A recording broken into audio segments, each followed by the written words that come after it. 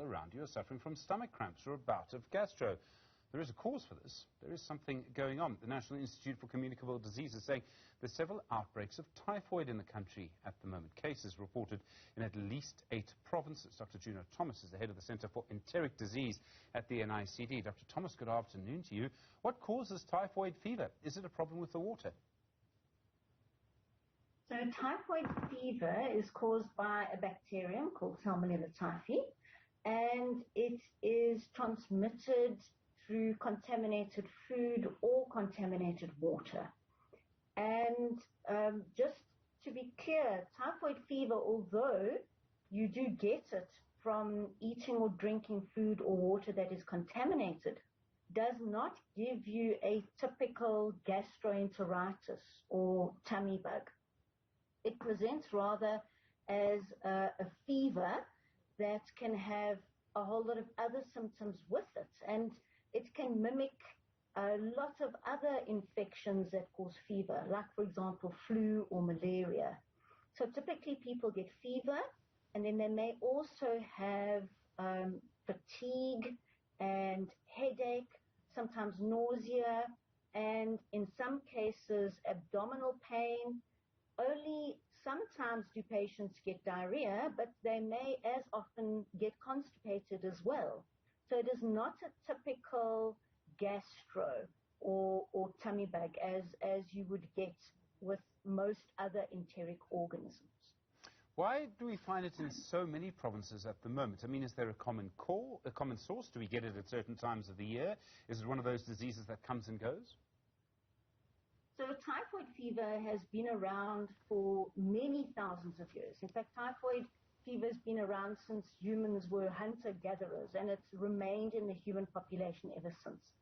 It is still a major health problem in most lower middle-income countries and occurs predominantly in association with poor sanitation infrastructure and lack of access to safe, clean drinking water. So we see it not only in urban areas where you've got overcrowding and lack of formal sanitation and safe water, but also in rural areas that have a problem with sanitation and water. So we've had typhoid fever in South Africa for thousands of years, and we remain what is called endemic. In other words, we see typhoid fever in the country on an annual basis. So, it's one of our usual background diseases. But every now and then, we do see what is called a cluster, where we perhaps have more cases than we would expect in a certain population in a specific geographical area. And sometimes, unfortunately, we see very large outbreaks. Like the last one we had of that nature was in 2005, where there was an outbreak in Delmas, which had approximately 3,000 people becoming ill with the infection. So it's a disease that we do see every single year, and it's diagnosed across the country. Some provinces usually report more cases than others. So Gauteng usually reports the most cases. Western Cape also reports, quite a big proportion of the cases every year. But a lot of it is also due just to how typhoid is detected and tested for in the specific provinces. So you need to do a very specialized test called a blood culture, and that's typically only done in patients who are admitted to hospital, and it's only done in certain hospitals, so it's not all facilities will necessarily do blood cultures on all patients. So that's also why we think that there's this bias towards Gauteng and Western Cape to a large extent, just because of the diagnostic practice of clinicians working in hospitals and doing the blood cultures in those provinces. How serious is it, Doctor? I mean, it is something that can take people's lives, isn't it? So, are we able to treat large numbers of people if we have to? Yes, so with typhoid fever, as long as it's detected early enough in the course of disease and the person hasn't developed serious complications, it's readily treatable with antibiotics. And we have got effective antibiotics for typhoid fever. So in the cases where patients have got prolonged illness before presenting to hospital, or they develop the severe complications, then unfortunately they may die from those infections.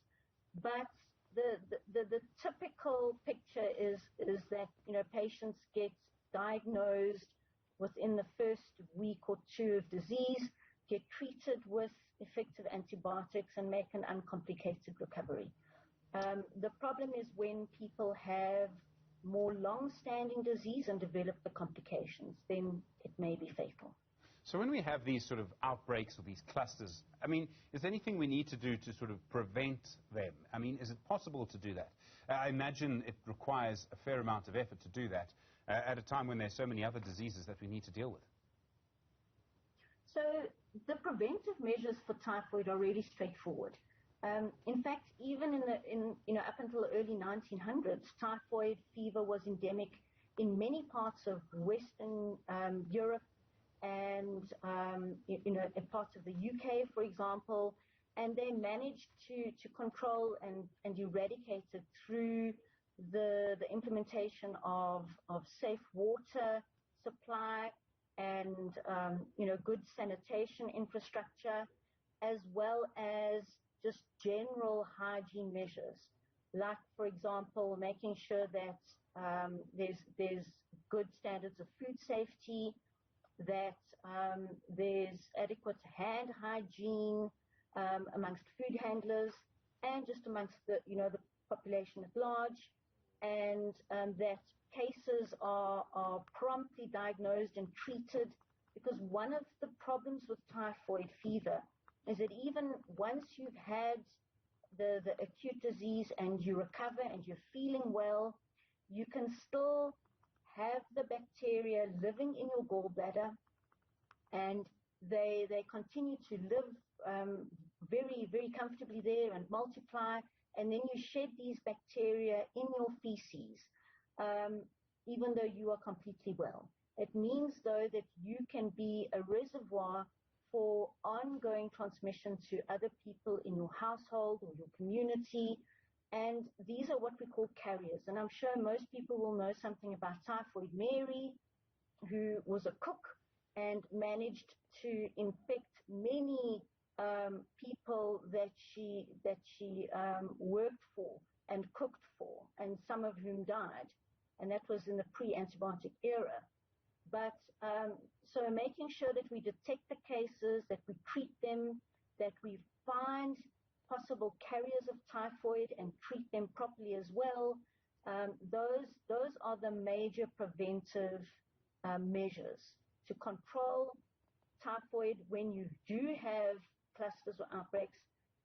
In addition to obviously the water and sanitation are the primary preventive measures, but all of these other public health measures are also important adjuncts. Dr. Juno Thomas at the National Institute for Communicable Diseases, I really appreciate the time. Thank you very much indeed. Seems important developments on that cluster of cases. Well, in